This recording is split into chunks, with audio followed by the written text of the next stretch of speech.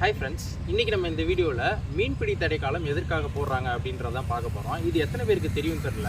இந்த சம்மர் மந்தில் தான் நம்மளுக்கு கடல் மீனோட வரத்து மார்க்கெட்டில் கம்மியாக இருக்கும். ஆல்சோ குளத்து மீனும் கம்மா மீனோட மீன் வரத்து அதிகமாக இருக்கும். சேல்ஸும் அதான் அதிகமாக விற்பாங்க.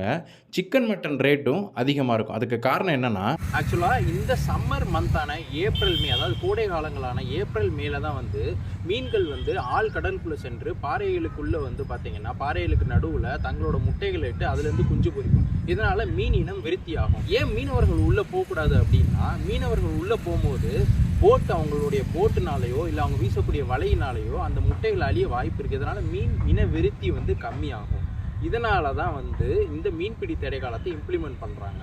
ஸோ இதனால் மீன் வளமும் அதிகமாகும், மனிதர்களுக்கு தேவையான மீனும் கிடைக்கும். ஸோ தட்டுப்பாடு இல்லாமல் எல்லா விஷயங்களும் நடக்கும். இதனால் கடல் வளமும் பாதிக்கப்படக்கூடாதுன்ற ஒரு நல்ல எண்ணத்தில் தான் எப்போவுமே வருஷம் இந்த ஏப்ரல் மேல மீன்பிடி தடை காலம் அப்படின்றத போடுறாங்க. மெயினாக அந்த கோடை காலங்களில் தான், கோடை மாதங்களாகிய ஏப்ரல் மேல தான் மீன்கள் அதிகமாக குஞ்சு பொரிக்கும். இந்த விஷயம் எத்தனை பேருக்கு தெரியும் தெரில.